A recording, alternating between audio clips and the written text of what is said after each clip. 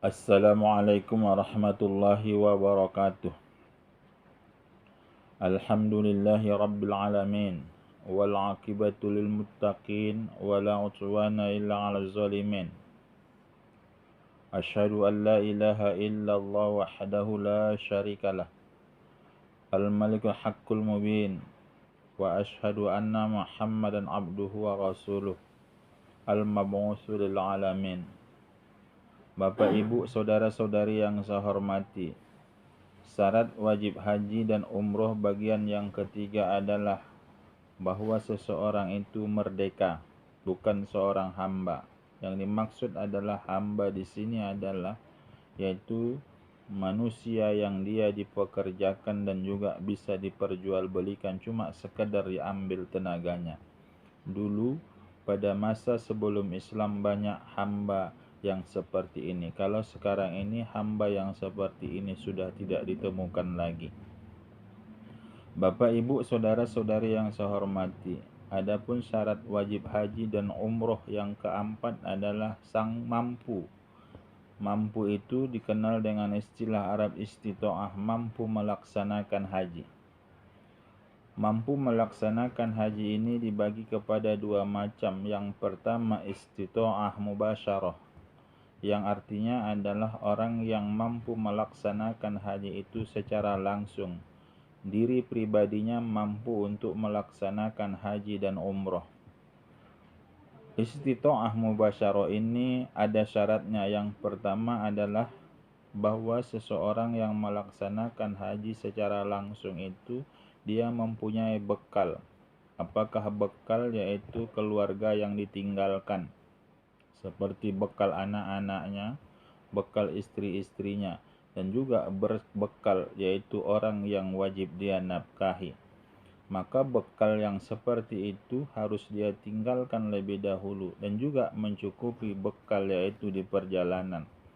Apakah bekal mau berangkat melaksanakan haji dan juga bekal nanti setelah mau berangkat pulang dari pelaksanaan haji.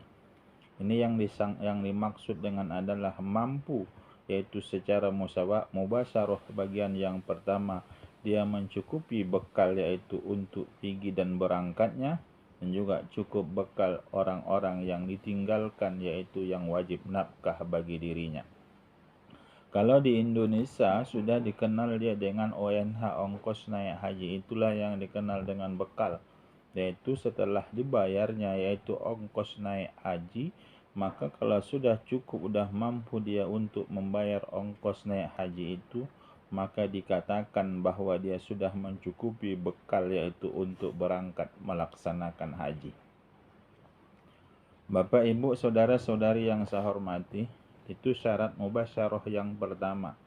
Syarat mubasyarah yang kedua adalah orang yang berangkat melaksanakan haji itu aman di perjalanan. Yang dimaksud dengan aman di perjalanan, kalau tidak terjadi kerusuhan dan tidak terjadi kericuhan sewaktu dia berangkat melaksanakan haji. Umpamanya kalau zaman dahulu kan sunyi, yaitu dalam perjalanan itu. Lantas kalau ada perompak dan perampok di jalan, maka itu tidak dianggap bahwa dalam perjalanan itu aman. Kalau sekarang ini kita tidak menemukan lagi perompak atau perampok yang seperti itu. Kalau nyatanya di tempat kita melaksanakan haji itu kendaraan yang kita tumpangi bahwa tidak sering mengalami kecelakaan, kita meyakini pesawat yang kita naiki itu adalah aman untuk sampai kita melaksanakan haji di Makkah Mukarramah, yaitu Baitullah. Dan juga Makkah Baitullah atau Makkah Mukarramah yang saya jelaskan tadi, di sana tidak terjadi kekacauan yaitu peperangan, dan kita aman melaksanakan yaitu pelaksanaan haji. Itulah yang dimaksud bahwa orang yang melaksanakan haji yaitu aman yaitu di dalam perjalanan.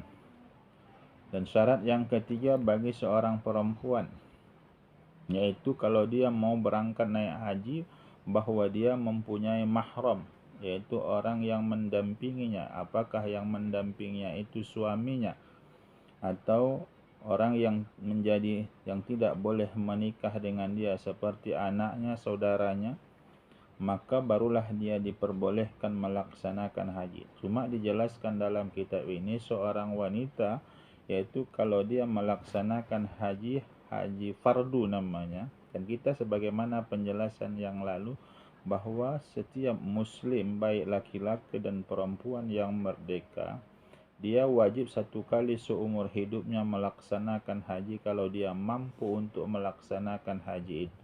Bagi seorang perempuan yang belum pernah melaksanakan haji, maka haji yang pertama yang dia lakukan itu adalah haji fardu.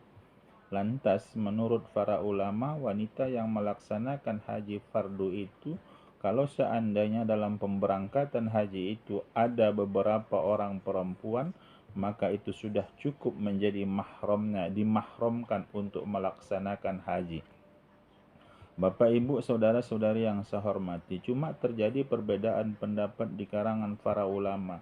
Kata Ibnu Hajar Al-Haytami, yaitu kalau ada dua orang perempuan yang berangkat haji, maka mereka itu sudah boleh saling menjadi mahram atau sebagai orang yang sebagai pendamping pemberangkatan dalam musafir.